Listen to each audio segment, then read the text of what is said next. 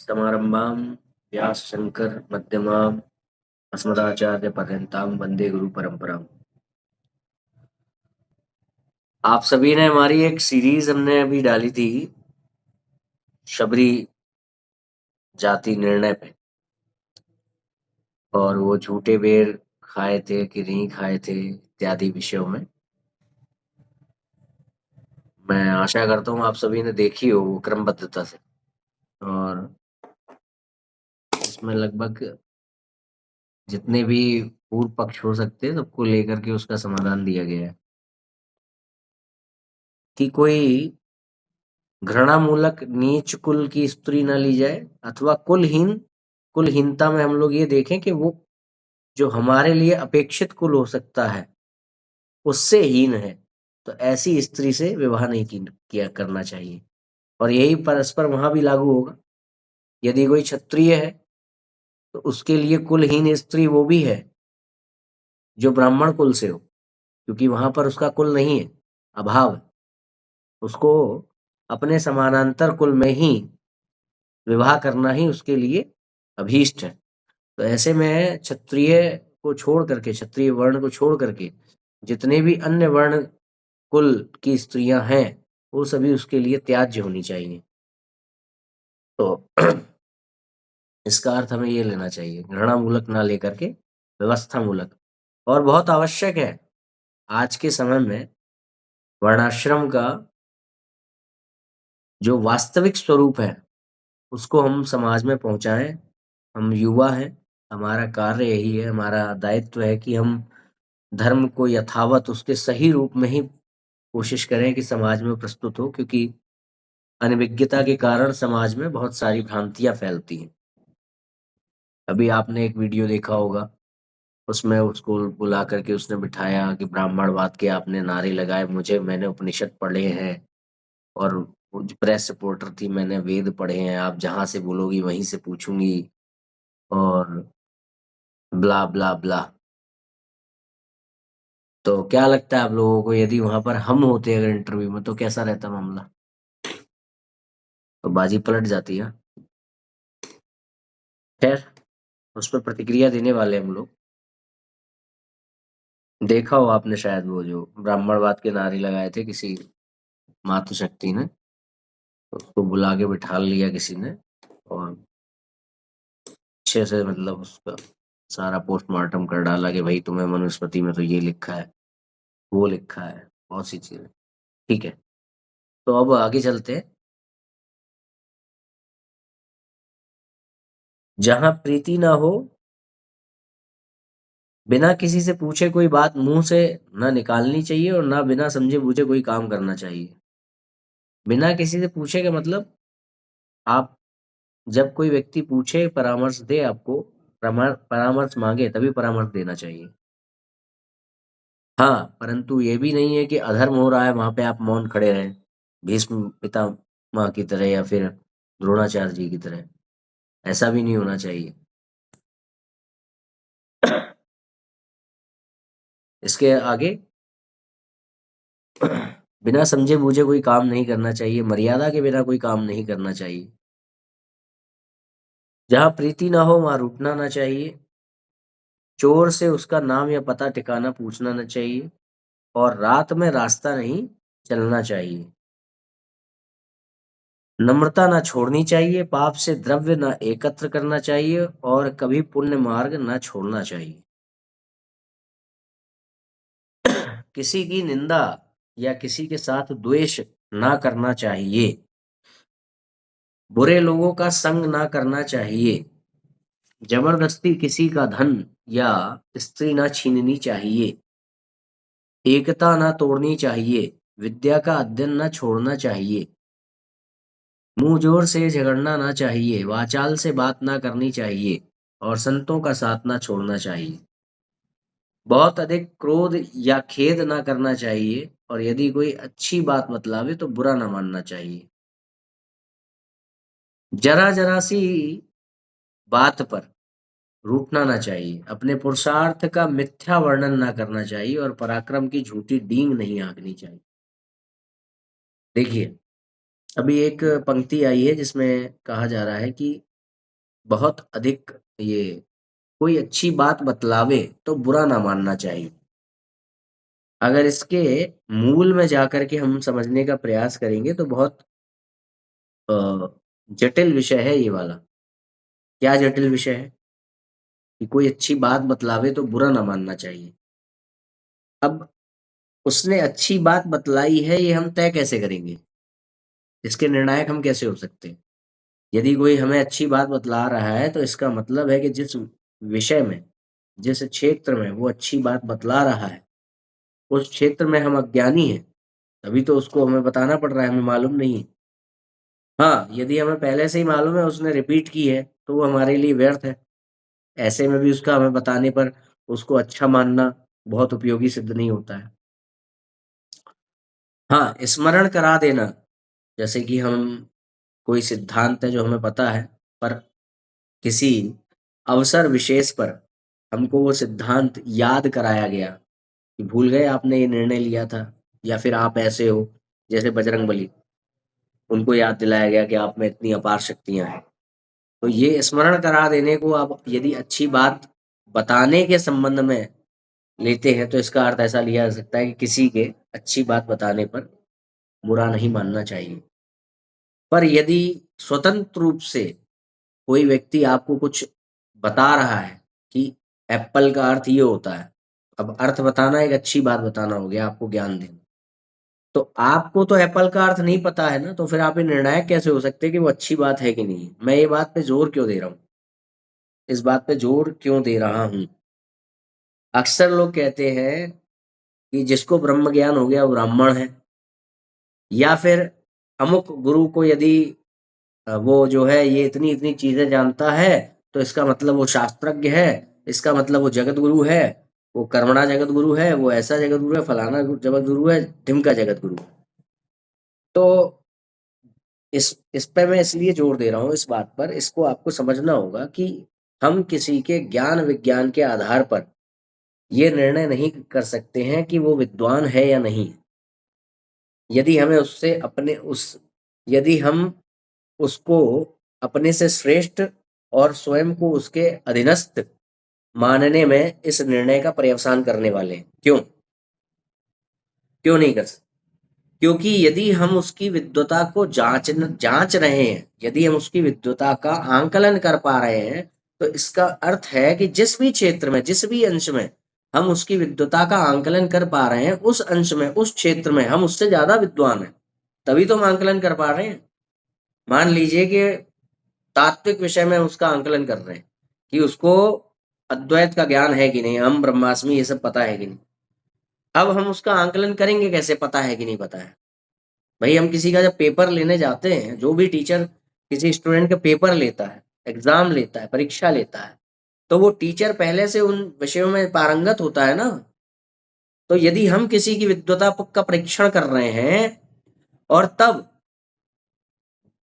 हम फैसला ले रहे हैं कि वो विद्वान है कि नहीं, तो इसका अर्थ है कि हम पहले से ही उससे अधिक उस क्षेत्र में विद्वान होने चाहिए, तब हम फैसला कर सकते हैं। और यदि ऐसा है तो यहां पर आ गया कि भाई उसने अपनी आचरण से, उसने अपने कर्मों से अपने आप को विद्वान सिद्ध नहीं किया, बल्कि किसी पूर्व के विद्वान ने उसे विद्वान घोषित किया है।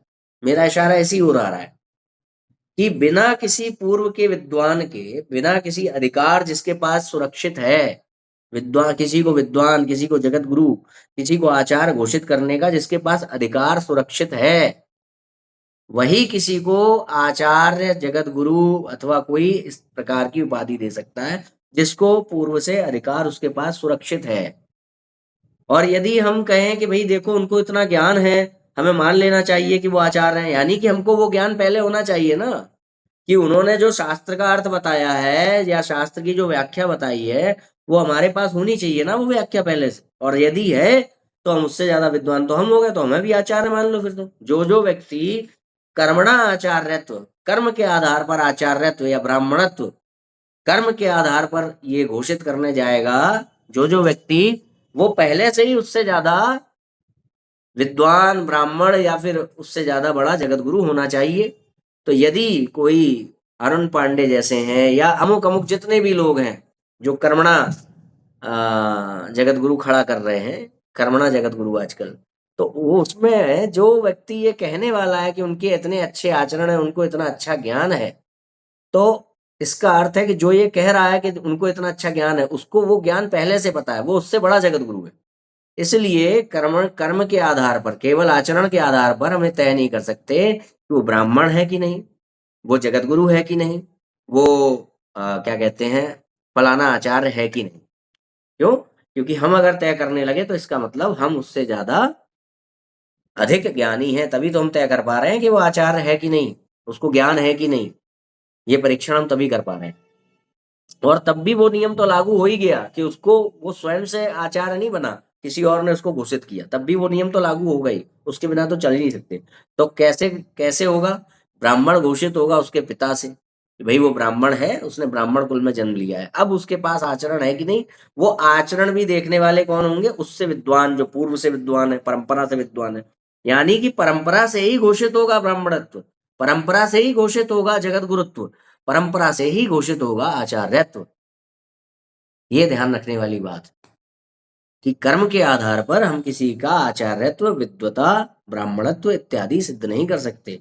वो परंपरा से घोषित होना चाहिए, उसको परंपरा से ब्राह्मणत्व प्राप्त होना चाहिए, परंपरा से आचार्यत्व प्राप्त होना चाहिए, परंपरा से उसको जगत गुरुत्व प्राप्त होना चाहिए। ठीक है, चलिए अब आगे बढ़ते हैं।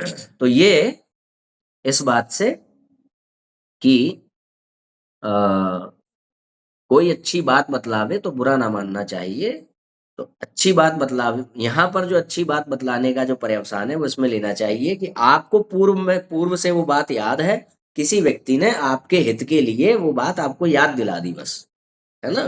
तो ठीक है, क्योंकि अच्छी बात वो है कि नहीं फिर आपको निर्णय करना। हाँ, या फिर वहां पर अगर स्वतंत्र रूप से अच्छी बात बतलाई जा रही है आपको, तो फिर वहां पे कोई निर्णायक हो, यहाँ ये अच्छी बात बतलाई है भाई, इसको जो है आप जो है इनको अभिनंदन करिए इनका। जैसे कि मान लीजिए मैं अभी माघ में था, तब मैंने रात को देखा, कई बार ऐसा होता है कि कई लोगों का जो वास्तविक स्वरूप है वो बाहर नहीं आ पाता है, वास्तविक स्वभाव बाहर नहीं आ पाता है। मैंने उस दिन देखा, रात के संभवतः 12 बज रहे थे, शिविर में मैं उस दिन पहुंचा ही था, माघ में जो गुरुदेव का शिविर लगा हुआ था, और काफी लेट पहुंचा था। तो व्यवस्था इत्यादि वो जो वहाँ पे जो बिस्तर वगैरह मिलते हैं वहाँ अपना अ, व्यवस्था करने के लिए, उस समय काफी लेट हो गया था। तो 12 बजे की बात है, मैं किसी कार्य से शिविर के गेट पर पहुंचा, तो वहां पे मैंने देखा जो गुरुदेव के मुख्य परिकर हैं, जो सचिव जी हैं,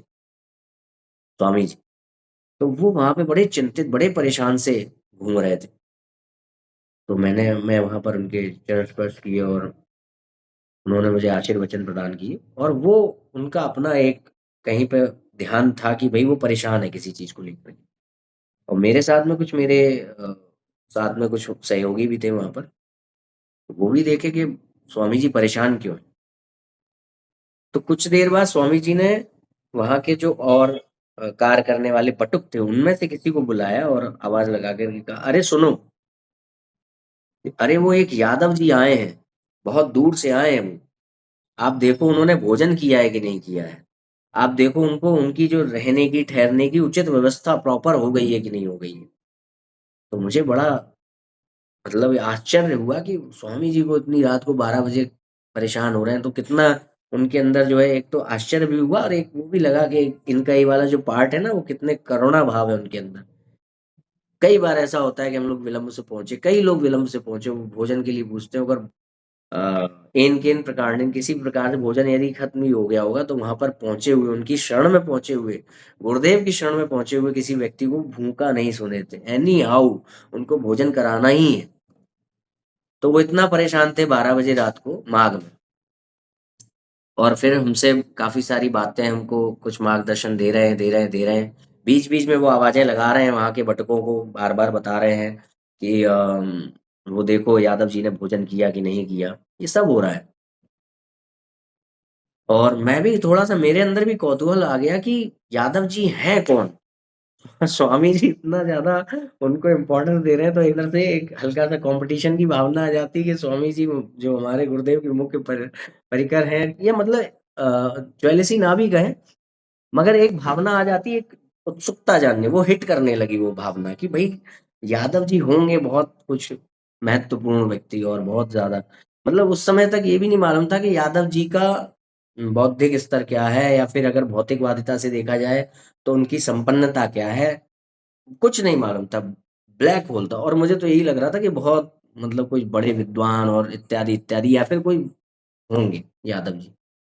तो काफ़ी देर हो गई, उन्होंने हमें मार्गदर्शन भी दिया और बीच-बीच में यादव जी की खबर भी लेते रहे, और ये भी कहा कि यादव जी ने भोजन कर लिया, उनको उचित व्यवस्था हो गई हो तो यादव जी को मेरे पास आप बुला लीजिए। करीब 15 मिनट के बाद जब हमारा कौतूहल बहुत बढ़ चुका था, यहाँ पे भी कुछ लोग होंगे जो उस समय साथ में थे, तो जब बढ़ चुका था, उसके बाद यादव जी सामने से आए। बहुत सामान्य सा उनका व्यक्तित्व था, साँवले कलर के, साँवला रंग था उनका, और वो भागते हुए आए, और मैं कहूँगा कि बहुत ही सामान्य से उनके वस्त्र भी थे। ऐसा कोई अ, वहाँ पे चिन्ह नहीं था जिसकी वज़ह से ये कहा जाए कि भई इस कारण से स्वामी जी जो है इतना परेशान, बहुत सामान्य। और वो जैसे ही आए भागते हुए कि उनको स्वामी जी ने बुलाया, वो जैसे ही आए, तो आते ही उन्होंने स्वामी जी को ना चरण स्पर्श करके और मेरे चरण स्पर्श करने लगे। अब मैं वहाँ पे आश्चर्यचकित भी हो गया। अरे भई, यादव जी को मैं जानना चाहता था इतनी देर से, हैं कौन जो हमारे स्वामी जी परेशान हैं उनके लिए, और वो आए तो आए और सीधे मेरे पैरों में गिर पड़े। ऊपर से आश्चर्यचकित होने के साथ-साथ एक डर भी लगा, क्योंकि वो सामने स्वामी जी खड़े हुए थे। डर इस बात का लगा कि स्वामी जी कहीं ये ना समझे कि ये जो है, यहाँ से बाहर जो है फोरमैनी, डकैती है, दादागिरी करता फिरता है, इसलिए लोग आकर के इनके पैरों में गिर रहे हैं। तो मैंने जैसे ही वो मेरे पैरों की तरफ आ रहे थे आशीर्वाद लेने के लिए, मैंने कहा, "अरे नहीं भैया, पहले स्वामी जी खड़े हैं, आप उनके आशीर्वाद लो।" तो मैं समझ नहीं पाया यादव जी मेरे पैर क्यों छू रहे हैं? मैं तो उनको जानता भी नहीं था। तो यादव जी ने स्वामी जी के चरण स्पर्श किए, मैंने कहा तो जब वो चरण स्पर्श कर रहे हैं, अच्छा सोचिए, स्वामी जी इतनी देर से परेशान थे, मैं नहीं परेशान था उनके लिए, और चरण स्पर्श वो मुझे कर रहे हैं, प्राथमिकता मुझे दे रहे हैं। वो उतना स्वामी जी को नहीं जानते, ठीक है? यादव जी, उस समय तक। अब स्वामी जी के उन्होंने चरण स्पर्श किया, तो स्वामी जी ने वहाँ पर क्या कहा कि आप इनको जानते हो शिवांश जी को पहले से? तो बोले, "हाँ प्रभु जी, मैं जानता हूँ महाराज जी।" बोले कि मैं भी जानना चाहता भई कैसे? अच्छा, वो मुझसे बोले, "आप इनको जानते हो?" मैं वो उस डर में था, भैया अब व्हाट अब मार पड़ने वाली है। है ना? मैं उस डर में था। तो स्वामी जी महाराज ने मुझसे पूछा कि, "आप इनको जानते हो, यादव जी को पहले से?" मैंने कहा, "मैं नहीं जानता महाराज जी।" तो फिर यादव जी बोले कि, "मैं इस्कॉन में फँस गया था, और प्रभु जी के वीडियोज़ देख-देख के ही मैं वहाँ से बच पाया, सही जगह आ पाया।" ठीक, स्वामी जी ने प्रशंसा की। अब जब देखिए, मेरा अच्छी बात बताना, हालाँकि यादव जी के लिए स्वतंत्र रूप से, जब यादव जी को ये बात मालूम ही नहीं है कि वहाँ पर क्या कहते हैं, आना अच्छी बात है कि नहीं, जब वो स्वतंत्र मतलब उसमें शून्य है अभी ज्ञान-विज्ञान में, मान लीजिए। और मैंने उनको वहाँ से यहाँ पहुँचाया, तो वहाँ पर उनको एक शब्द प्रमाण चाहिए कि मैंने अच्छा कार्य किया उनके लिए कि नहीं किया। तो वहाँ पर स्वामी जी ने कहा कि नहीं, ब्राह्मण हैं, आपके ये भी गुरु हैं, यहाँ तक इन्होंने ही पहुँचाया है, पैर छुओ उनके। तब उन्होंने कहा, तब वो आकर के जो है दोबारा से मेरे पैर छुए, और आगे बात बढ़ी। तो क्या हुआ, वहाँ पर उन्होंने अच्छी बात मैंने उनको बताई है कि नहीं बताई है, इस बारे में प्रमाण दिया। तो कोई अच्छी बात बता रहा है, तो या तो उसका पर्यवसान इसमें हो सकता है कि उसने मुझे कोई बात पहले से पता है, तो उसने स्मरण करा दी। या फिर अच्छी बात बता रहा है, कब हो सकता है कि जब कोई वहाँ पर निर्णायक हो, तीसरा पक्ष, कि हाँ, ये अच्छी बात है। मुझे अगर नहीं पता है कि वो अच्छी बात है कि नहीं है, तो जिसमें मेरी प्रामाण्य बुद्धि है, वो वहाँ पर खड़ा होकर के है बता रहा है, हाँ, ये अच्छी बात है। जैसे वहाँ पर स्वामी जी ने जिनके प्रति उसकी उस समय तक प्रामाण्य बुद्धि थी, यादव जी की उनकी, तो उन्होंने जब ये कहा कि हाँ, इन्होंने आपको यहाँ तक पहुँचाया, ये भी आपके गुरु हुए, ब्राह्मण हैं, आप इनके पैर छू लीजिए। तो वहाँ उन्होंने निर्णय दिया कि हाँ, ये अच्छी बात है। तो ये अच्छी बात वाला सीन भी है, और स्वामी जी का जो व्यवहार है, आप लोग समझ सकते हैं कितना वात्सल्य भाव है उनके उनके पास। मैंने जो ये चीज़ें देखी हैं, ज़्यादातर उनको ज़्यादातर वहाँ जाने वाले लोगों को दिखाई कम पड़ पाती। क्यों? क्योंकि अ, स्वामी जी का जो डिपार्टमेंट है वो है तीसरा वाला निग्रह, है ना? उत्पत्ति, स्थिति, संहार वाला डिपार्टमेंट है। तो तो क्यों डिपार्टमेंट है? क्योंकि उनको सबको सँभालना रहता है, तो उन्हें अपना एक कड़क नेचर बना के रखना पड़ता है कि उस नेचर के अंदर उसके अंदर वो जो नरमियत वाले नेचर के कारण कोई अंदर प्रवेश ना कर जाए। सहज वो सुलभता ना हो जाए और वो जो है अनुशासनहीन ना हो जाए। अनुशासन यहाँ का जो है भंग ना कर दे। इसको आप ऐसे देख सकते हैं कि आप देखिए जो ज्योतिष पीठ वाले महाराज जी हैं, कई बार आप लोगों को लगता होगा कि उनके जो अ, साक्षात्कार हो रहे हैं, तो वो साक्षात्कार बहुत ज़्यादा हो रहे हैं, जो मीडिया ट्रायल बहुत ज़्यादा हो रहा है, इतना नहीं होना चाहिए। और उसमें वही सारी बातें रिपीट, रिपीट, रिपीट, रिपीट क्यों हो रहे हैं? क्योंकि कहीं न कहीं कुछ न कुछ इस तरह का घेरा, जैसा घेरा यहाँ पर है इनका, स्वामी जी का, वैसा घेरा वहाँ पर शायद उनकी एक कार्यप्रणाली अलग होगी, पर ये वाला जो घेरा है कि हर व्यक्ति ना पहुँच पाए। आप देखो लल्लन टॉप का जो वीडियो हुआ था उसमें लल्लन टॉप मैंने वहाँ देखा था लल्लन टॉप वालों को कई दिन चक्कर काटने पड़े थे तब एक इंटरव्यू मिला था। और आप देखो ज्योतिषपीठ वाले महाराज जी के दनादन बहुत सारे वीडियोज़ आते ही रहते। तो उसके कारण क्या होता है कि देखिए वो पक्ष हमारा मजबूत है, निर्दोष है, वो सब बातें अलग हैं। मगर एक जो ये मीडिया ट्रायल में होता है, अब सामने वाला मीडिया वाले को बात करने की संस्कार नहीं है। हुँ? कैसे बात की जाती है? आप ऐसे बात कर रहे हो जैसे आप राजा हो वहीं के और वो जो है आपके यहाँ का कोई सेवक हो। आपके आप उसका जो है आप उसके भर्ता हो या जो भी आप समझ लें। तो वो बात करने का प्रेशर अच्छा यहाँ तो ये जो एक घेरा है, सुरक्षा का घेरा, ये स्वामी जी बना के रखते हैं। इतनी इतना किसी का साहस ना हो पाए कि वो जो एक होता है ना, टेकन ग्रांटेड वाली स्थिति में पहुँच जाए, वो नहीं होने देते स्वामी जी। तो इसलिए वो पहले से ही अपना एक जो वो जो शिव जी वाला डिपार्टमेंट है, उसको बना के रखते हैं, कि हर व्यक्ति जो है टेकन ग्रांटेड ना होने लगे, ऐसी चीज़ों से, सरल व्यवहार से। परंतु जब आप एक बार अंदर पहुँचते हैं, जब उन्होंने आपको जाँच-परख लिया और जब आप उनके अंदर पहुँचते हैं, तो तब वहाँ पे मिलता है वात्सल्य भाव। तो वो वात्सल्य भाव आप देखिए, यादव जी से उस दिन वो पहली बार मिले थे और रात में यादव जी वहाँ पहुँचे थे।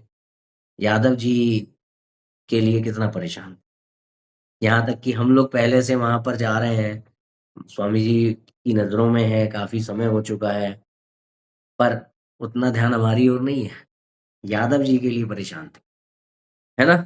तो ये बात है, आगे चलते हैं। जरा-जरा सी बात पर रूठना ना चाहिए, अपने पुरुषार्थ का मिथ्या वर्णन ना करना चाहिए और पराक्रम की झूठी डींग ना हाँकनी चाहिए। कभी अपनी कही हुई बात ना भूलनी चाहिए। अ, अवसर पड़ने पर सामर्थ्य दिखलाने से ना चूकना चाहिए और बिना कोई काम किए पहले से नहीं कहना चाहिए। हुँ, मैं ये कर दूँगा, मैं वो कर दूँगा, रामपाल वाले कहते हैं, तू काल के लोक में जाने वाला है, ये होने वाला है। आजकल भागवतानंदी भी कह रहे हैं, तुझको नरक में भी जगह नहीं मिलेगी। हुँ? यमराज के यहाँ क्या तर्क देगा तू? अब इस पे आ गए हैं कि यमराज के यहाँ कौन-सा तर्क देगा? वहाँ तेरे ये तर्क नहीं चलेंगे। ऐसे-ऐसे कमेंट आ रहे हैं। मतलब कुल मिला के कुछ है, भय तो है। अच्छा है, वो जो अधर्मियों के बेड़े में हम लोगों का भय होना चाहिए। छटपटाहट है, वही छटपटाहट जो इस्कॉन में मिलती है, वही छटपटाहट जो आर्य समाज में मिलती है, वही छटपटाहट जो रामपालियों में मिलती है कि क्या करूँ मैं इसका उत्तर कहाँ से दूँ? ये कहाँ से ले आया सर्वशक्तिमान ईश्वर? हाँ? कहीं से नहीं लाया भैया, अपने ग्रंथों में ही है सर्वशक्तिमान ईश्वर। बस हमने तो स्मरण कराया है और जब कोई अच्छी चीज़ स्मरण कराए तो बुरा नहीं मानना चाहिए, समर्थ रामदास जी कह रहे हैं। हाँ? खैर, तो अपनी कही हुई बात ना भूलनी चाहिए, अवसर पड़ने पर सामर्थ्य दिखलाने से चूकना ना चाहिए और बिना कोई काम किए पहले से नहीं कहना चाहिए। आलस्य में सुख ना मानो, चुगली पर ध्यान ना दो और बिना समझे कोई काम ना करो। शरीर को बहुत आराम तलब ना बनाओ, प्रयत्न करना कभी ना छोड़ो और कष्ट से मत घबराओ। सभा में लज्जा मत करो, व्यर्थ बकवास ना करो और होड़ या बाजी मत लगाओ। बहुत चिंता ना करो, आलसी मत बनो, पराई स्त्री को पाप की दृष्टि से ना देखो, किसी का एहसान ना लो और यदि कोई तुम्हारे साथ उपकार करे तो तुम भी उसका बदला चुका दो। देखो, पराई स्त्री को पाप की दृष्टि से ना देखो, ये बहुत महत्वपूर्ण विषय है। ऐसा होता है कि हम सारे सिद्धांत जान लेते हैं, पर व्यवहार में उनको अप्लाई नहीं कर पाते। इसकी शुरुआत तो एक तो होती है भोजन से। जितना ज़्यादा पवित्र आपका भोजन होगा, सतोगुणी भोजन होगा, उतना ज़्यादा आपका जो चित्त है उसमें वो धारण करने की, सात्विकता को धारण करने की शक्ति आएगी, अपनी इंद्रियों से लड़ने की शक्ति आएगी। सबसे एक तो भोजन है, भोजन पे आप लोग बहुत ध्यान दो कि जितना हो सके घर का भोजन खाएँ, बाहर का नहीं। एक ज्योतिष वाले महाराज जी ने एक बार कहा था कि अ, जब हम किसी को दीक्षा देते हैं तो 2 बातें कहते हैं कि क्या? कि शिखा और चोटी नहीं, तिलक और चोटी। तिलक और चोटी और घर की रोटी। हुँ? तो घर की रोटी पे ध्यान दीजिए। घर की रोटी खाइए, सबसे पहला नियम। फिर उसके बाद उसमें जो राजसिक पदार्थ हैं, वो ना हो। तला हुआ कम खाइए, ये रोटी ज़्यादा खाइए, पूड़ी कचौड़ी, जिसमें ऐसे एकदम से मत करिए क्योंकि कठिन हो जाएगा, मगर भगवान से प्रार्थना करिए कि कम करवाइए और थोड़ा-थोड़ा, थोड़ा-थोड़ा कम करिए। अब क्या है कि हमें मन में चिंतन किस तरह का रखना है, वो मैं आपको बता रहा हूँ। मन में चिंतन रखिए सूक्ष्म लेवल पे। सूक्ष्म मतलब वो वाला सूक्ष्म नहीं, स्थूल सूक्ष्म और कारण शरीर वाला सूक्ष्म। सूक्ष्म मतलब बहुत छोटे लेवल पे। अपने आप से बात करना शुरू करिए। अपने आप से बात किया करिए। जैसे आज आपने निर्णय लिया कि मैं जो है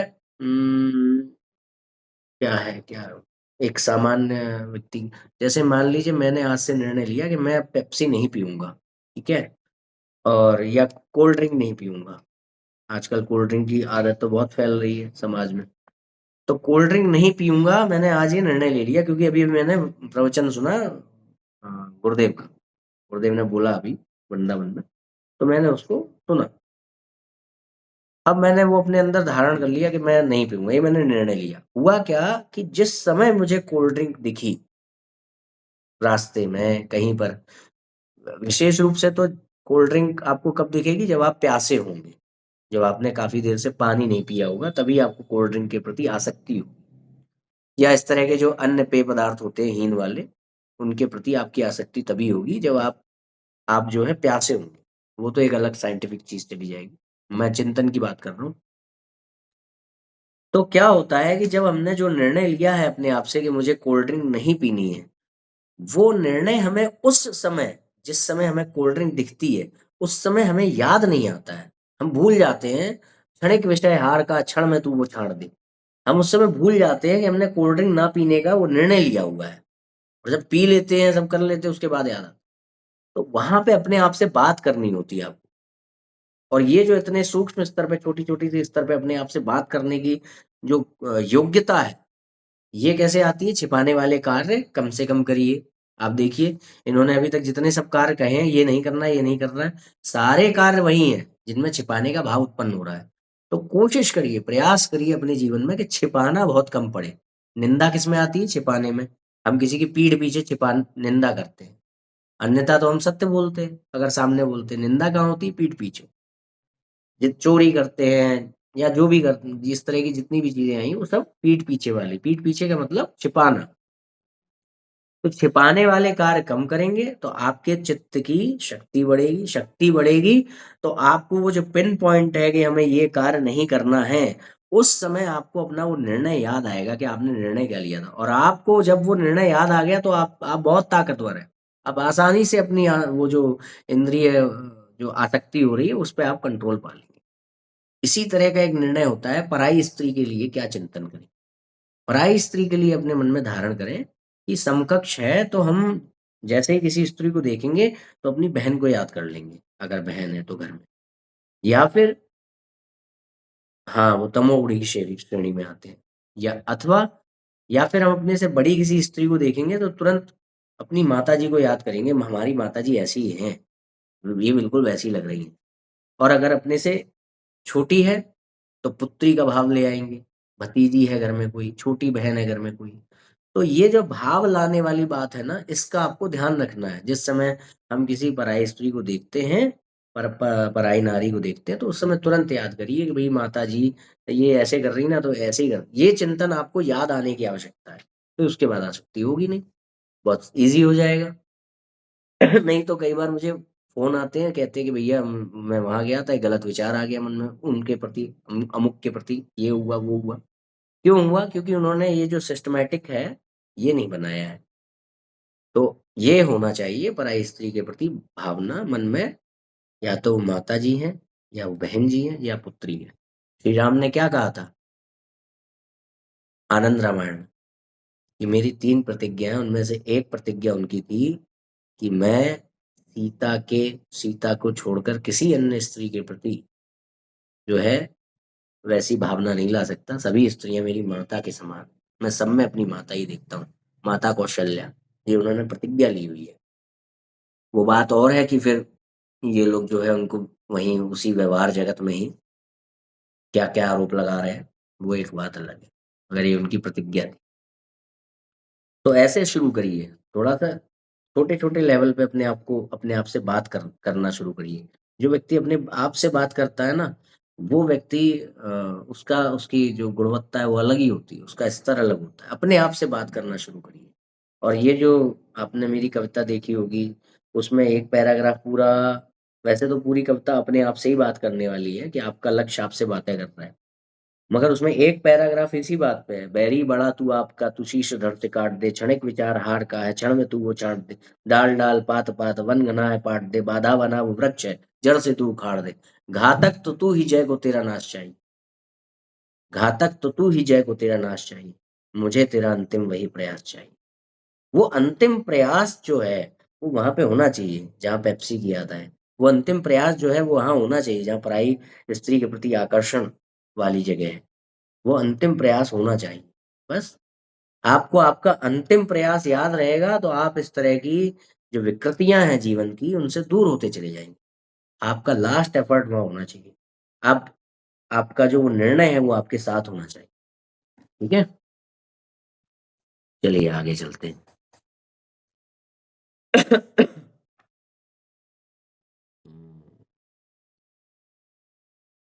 किसी का एहसान ना लो, और यदि कोई तुम्हारे साथ उपकार करे, तो तुम भी उसका बदला चुका दो, और ना तो किसी को कष्ट दो और ना किसी के साथ विश्वासघात करो। अशुद्ध या गंदे ना रहो, मैले वस्त्र ना पहनो, और यदि कोई कहीं जाता हो तो यह मत पूछो कि तुम कहाँ जा रहे हो।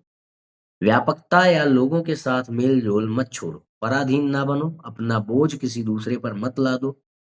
बिना लिखा-पढ़ी के लेन-देन ना करो, हीन व्यक्ति से उधार मत लो, और बिना साक्षी साथ लिए राजा के दरबार या न्यायालय में ना जाओ। झूठी बात पर ध्यान ना दो, सभा में झूठी बात ना करो, जहाँ तुम्हारा आदर ना हो वहाँ मत बोलो, किसी से मत्सर या डाह ना करो। जब तक कोई अन्याय ना करे तब तक उसे कष्ट मत दो, और बल के अभिमान में किसी के साथ अनीति या अन्याय ना करो।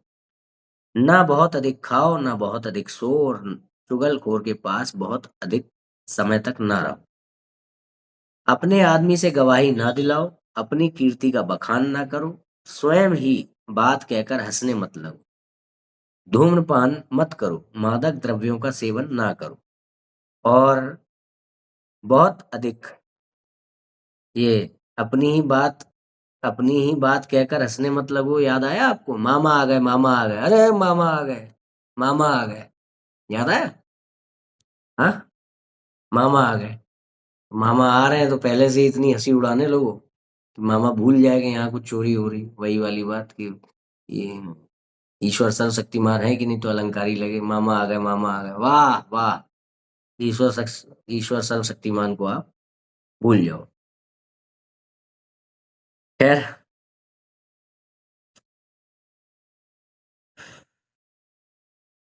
कभी निकम्मे मत रहो, नीच उत्तर मत कहो और बिना काम या परिश्रम किए अपने बड़ों का भी अन्न मत खाओ। मुंह से गाली गलौज ना निकालो, दूसरों को देखकर ना हंसो, किसी कुलीन के संबंध में अपने मन में बुरे विचार ना लाओ, किसी की चीज मत चुराओ, बहुत कंजूसी ना करो। अब कुलीन का मतलब क्या है? कुलीन का मतलब यही नहीं है कि ब्राह्मण का ही कुल। कुलीन मतलब जहाँ वर्णाश्रम धर्म के अनुसार जो कुल चल रहा है, जहाँ विकृतियां नहीं आई हैं, वो कुल अच्छा है। वो हो गया कुलीन। उस कुल में जन्म लेने वाला कुलीन हो गया। बहुत कंजूसी ना करो, किसी की मत चीज मत चुराओ, बहुत कंजूसी ना करो और अपने प्रिय व्यक्तियों के साथ कभी कलह मत करो, किसी का घात ना करो, झूठी गवाही मत दो, कभी मिथ्या व्यवहार ना करो, चोरी चुगली या परस्त्री गमन ना करो और किसी के पीछे उसकी निंदा ना करो, समय पर धैर्य ना छोड़ो, सत्व गुण का परित्याग ना करो और यदि शत्रु शरण में आ जाए तो उसे दंड मत दो। थोड़ा सा धन पाकर उन्मत्त मत हो जाओ, ईश्वर की भक्ति करने में लज्जा ना करो, पवित्र व्यक्तियों में मर्यादा छोड़कर कोई काम ना करो, मूर्ख के साथ संबंध ना रखो, अंधेरे मूर्ख के साथ संबंध ना रखो। ये बहुत इंपॉर्टेंट है, ठीक है? हमारे आसपास हमारे साथ कोई हो ना हो चलेगा, मगर वो मूर्ख और अनुशासनहीन नहीं होना चाहिए, क्योंकि ले दे करके हम जो है अपना कार्य तो कर लेंगे मगर मूर्खता के कारण कई बार लेने के देने पड़ जाते हैं। तो मूर्खों से दूरी बनानी चाहिए। मूर्ख और अनुशासनहीन व्यक्ति हमारे कार्य के नहीं है। मूर्ख का मतलब ये नहीं कि वो अज्ञानता, अज्ञानी को ज्ञान दिया जा सकता है। मूर्ख का मतलब कि ज्ञान को वो समझ ना पा रहा हो। जैसे मेरा एक मित्र भी था, उसको मैंने वो जो है 10वीं कक्षा में जब मैं उत्तीर्ण हो गया और वो रह गया अनुत्तीर्ण, तो मैंने उसको व्यक्तिगत रूप से जा करके वो जो गणित है वो समझाने का प्रयास किया कि गणित एक्स स्क्वायर वाई स्क्वायर वाला मामला, अलजेब्रा वगैरह। तो मैंने उसको जब प्रयास किया तो वो मेरी बातों में हाँ हाँ तो करता रहा। मैंने बहुत सटीक तरीके से पढ़ाने का प्रयास किया उसको, मगर लास्ट में वो निकला वही तारे जमी पर वाला। उसको कुछ समझ में नहीं आ रहा, उसको तो यही लग रहा था कि दो ने टक्कर मारी तीन में, तीन ने टक्कर मारी एक्स में, हवाई जहाज उड़न तस्त्रियां, ये सब उसको। तो मूर्ख जो होता है वो बात को समझ ना पाने वाला। अज्ञानी हो सकता है कि वो है समझदार और चीजें समझाई जाए तो समझ लेगा। हम्म मूर्ख के साथ संबंध ना रखो, अंधेरे में ना हाथ डालो और घबराहट में अपनी चीज ना बोलो। स्नान और संध्या वंदन ना छोड़ो, कुल का आचार ना तोड़ो, आलसी बनकर अनाचार ना करो, हरी कथा ना छोड़ो, निरूपण ना छोड़ो, प्रपंच में पढ़कर परमार्थ का नाश मत करो, देवता की मानी हुई मनौती ना तोड़ो, अपना धर्म ना छोड़ो और बिना सोचे समझे व्यर्थ हठ ना करो, निष्ठुरता या जीव हत्या ना करो, वर्षा होती हुई देखकर अथवा बुरे समय में कहीं ना जाओ, सभा को देखकर मत घबराओ, समय पर उत्तर देने से ना चूको, किसी के धिक्कारने पर अधीर मत हो, बिना गुरु किए ना रहो, बिना गुरु किए ना रहो। हम्म? नीच जाति के व्यक्ति को गुरु ना बनाओ, वैभव में भूल कर। अब यहाँ नीच शब्द बड़ा खराब लग रहा होगा, हम लोग इस पे काफी बार व्याख्या कर चुके हैं। तो नीच शब्द व्यवस्था मूलक शब्द है, ठीक है? हम्म, सत्य का मार्ग ना छोड़ो, असत्य मार्ग पर ना जाओ और कभी मिथ्याभिमान ना करो। अपकीर्ति से पीछा छुड़ाओ, सत्य कीर्ति बढ़ाओ और विवेक पूर्वक सत्य मार्ग पर दृढ़ता से जमे रहो। जो लोग उत्तम गुण ग्रहण नहीं करते वे बुरे लक्षणों वाले होते हैं, उनके लक्षण अगले समास में बतलाए जाते हैं, ठीक है? ये हो गया आज का हमारा उत्तम लक्षण। आज प्रश्नोत्तरी रहने दें। कि जब वो उस समय सब सत्य चल रहा था, राजा सत्यवादी था।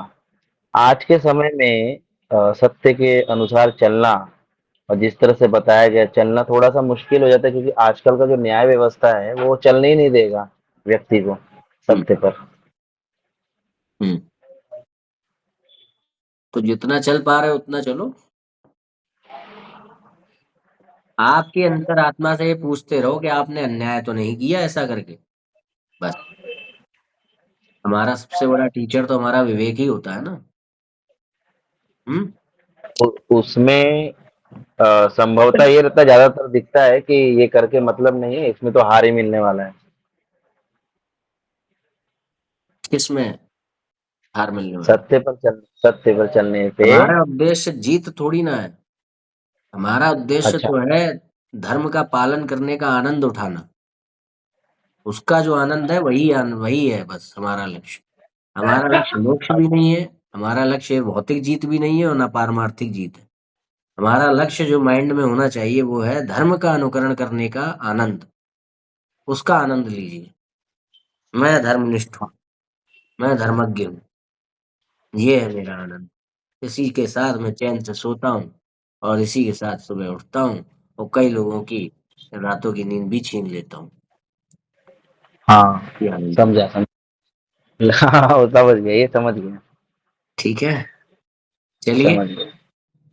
शुभ रात्रि सभी को और जय श्री राम।